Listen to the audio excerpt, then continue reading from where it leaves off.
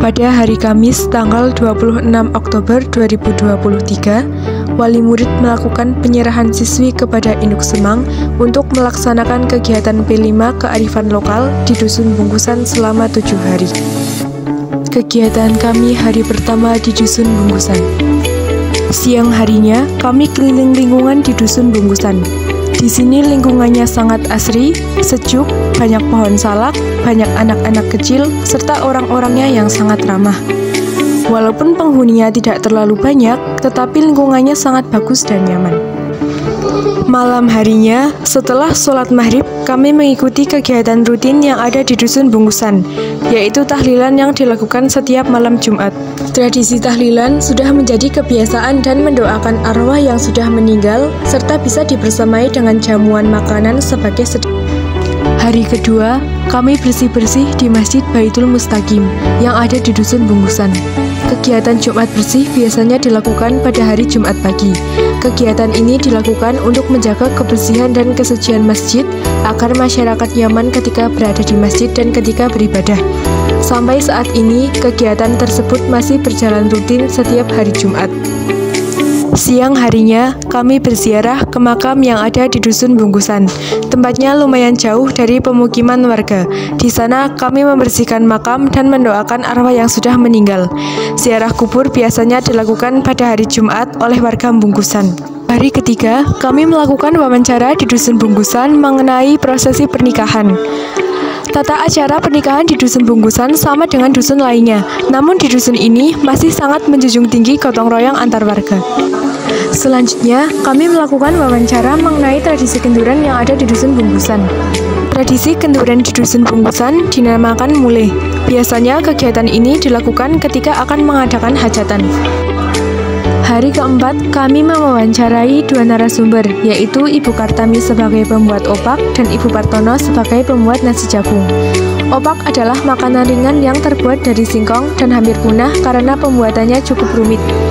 Mereka membuat opak untuk memanfaatkan hasil pertanian. Alat dan bahan untuk membuat opak yaitu singkong, irisan kucai, bawang putih, garam, minyak goreng, tampah, piring, dan plastik. Langkah-langkah pembuatannya yaitu singkong diparut, lalu disimpan di suhu ruang yang tertutup. Kemudian parutan singkong tersebut digulung-gulung di plastik.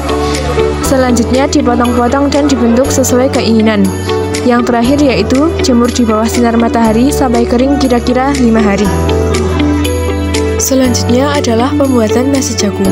Nasi jagung adalah makanan orang zaman dahulu yang terbuat dari jagung sebagai bahan dasarnya. Menurut Ibu Partono, nasi jagung baik untuk kesehatan karena tinggi serat dan rendah lemak jenuh. Nasi jagung juga bermanfaat untuk meningkatkan kesehatan jantung. Cara pembuatan nasi jagung yaitu: yang pertama, tumbuk jagung sampai menjadi beras jagung. Yang kedua, cuci beras jagung sampai bersih dan direndam di dalam air selama 3 hari 3 malam. Yang ketiga, cuci kembali beras jagung yang sudah direndam kemudian ditiriskan. Yang keempat, tumbuk beras jagung sampai halus. Yang kelima, campur beras jagung yang sudah halus dengan air sesuai takaran 1 kg sampai dengan 500 ml. Dan yang terakhir, masak beras jagung hingga matang. Hari kelima, kami melakukan wawancara kepada Bapak Truyono mengenai tradisi panen yang ada di Dusun Bungkusan.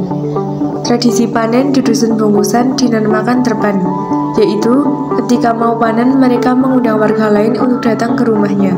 Masing-masing warga mendapatkan bagian dari hasil panen tersebut. Ada yang dapat 1 ikat dinamakan pocong, kalau 2 ikat dinamakan gegeng.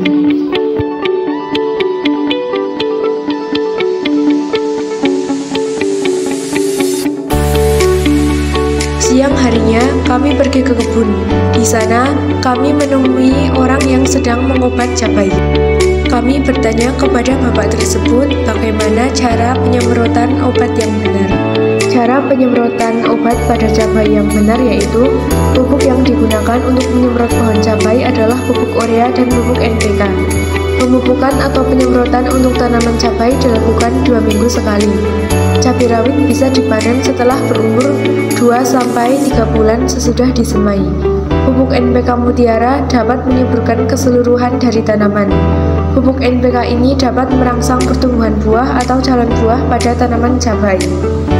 Hari ke-6, kami melakukan wawancara kepada Bapak Turyono mengenai kesenian yang ada di Dusun Bungkusan.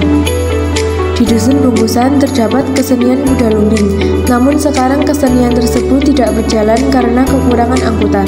Anggota kesenian ini adalah gabungan dari beberapa desa di Gumawang Kidul seperti Bungkusan, Semurup, dan lainnya.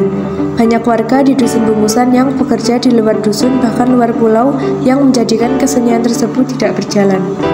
Hari ke-7, kami menyelesaikan pengeditan video dan pembuatan laporan.